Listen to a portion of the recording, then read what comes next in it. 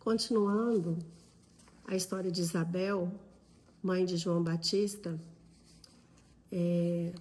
quando Zacarias, o sacerdote, recebe a visita do anjo Gabriel, ele duvida, né, que por ter uma idade avançada, ele e sua esposa Isabel, né, terão essa bênção de ter um filho. Então ele tem temor e o anjo, né, fala para ele que até o nascimento de João Batista, ele ficará sem voz, ele ficará mudo. E Isabel, após ela estar grávida de mais ou menos uns 5, 6 meses, ela recebe a visita de Maria, mãe de Jesus. E Isabel, quando recebe a visita de Maria, João Batista, por alegrar-se com a presença do Messias, o Salvador, ele salta no ventre de Isabel. Isabel fala para Maria, né, da alegria que está em seu ventre, né, de receber a mãe do Messias, do Salvador. Então, já desde o ventre de Maria, João Batista já se alegrava, né, com a vinda do Messias. E quando João Batista nasce, Isabel dá o nome de João Batista. E a família questiona, mas por que vai colocar o nome dele de João, sendo que não tem ninguém na família que tem este nome? Então, ela fala, então procura, né, Zacarias. E Zacarias pede um tabuleiro e escreve, né, que o nome da criança é João.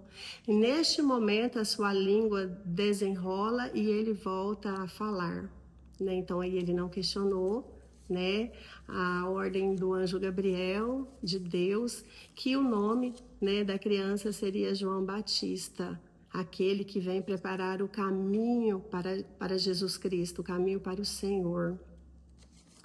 Então, essa história de Isabel, ela vem nos ensinar que, né, a história de Isabel nos ensina que mesmo quando as circunstâncias parecem impossíveis, Deus ele pode agir. Isabel era idosa, sem esperança, mas ela confiou na promessa. Zacarias, por outro lado, duvidou e ficou mudo. Mas a fidelidade de Isabel mostra uma perseverança na fé.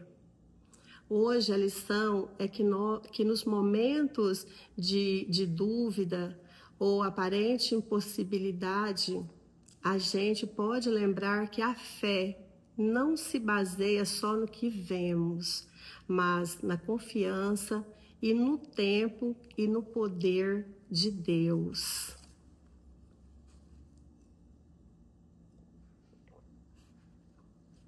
Então, a história de Isabel, né, nos mostra aí a fidelidade, né, deles, mesmo em idade avançada, eles perseveraram, né? Isabel perseverou na fé, na confiança em Deus, porque no agir de Deus, no tempo certo, né? Mesmo a gente não entendendo os propósitos de Deus, mas nós continuamos na fé, porque a nossa bênção, ela virá. Porque o que é impossível para o homem é possível para Deus. O que aos olhos humanos é impossível, para Deus nada é impossível. Mesmo que aos nossos olhos a gente não consegue imaginar a grandeza, né, o milagre de Deus, mas devemos confiar. Não devemos fazer como Zacarias fez, né, um servo de Deus, um homem de Deus que trabalhava no templo de Deus, um lugar sagrado. Ele duvidou quando recebeu ali a visita do anjo Gabriel, ele duvidou, né, da mensagem que ele estava recebendo, questionou. Então, que a gente, né, venha ter mais confiança em Deus, que nós, né, perseveremos na fé, na confiança e saber que o nosso Deus é o Deus de impossível. Ele é o Deus que fez na vida de Zacarias e Isabel.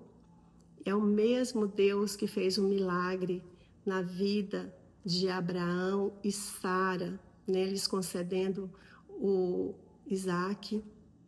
Então, nosso Deus, ele é poderoso, ele é digno de toda honra, toda glória, e que nós continuemos na presença dele, continuemos fiéis, fazendo a obra dele, na persistência, na oração, na vigilância, e crendo no milagre de Deus, porque ele tem o agir do jeito dele, no tempo dele. E o tempo de Deus pode não ser o mesmo tempo nosso. O tempo de Deus só pertence a ele. E tudo vai ser no tempo de Deus e do jeito dele. Como ele fez na vida de Isabel, uma mulher separada, confiante, mesmo, né, enquanto seu próprio esposo não acreditava que eles pudessem, né, ter essa bênção, essa graça, mas Deus lhes concedeu. Veio, né, João Batista para salvar o povo de Deus, abrir caminhos para esperar ali o Messias, onde muitos do povo de Deus estavam desviados naquela época. Mas João Batista veio para que o povo de Deus se arrependesse dos seus pecados, para que alcançasse a salvação das suas almas, porque o Messias estava chegando, o Messias estava próximo, e ele vinha para fazer isso, para abrir os caminhos e anunciar a chegada do Salvador, Jesus Cristo.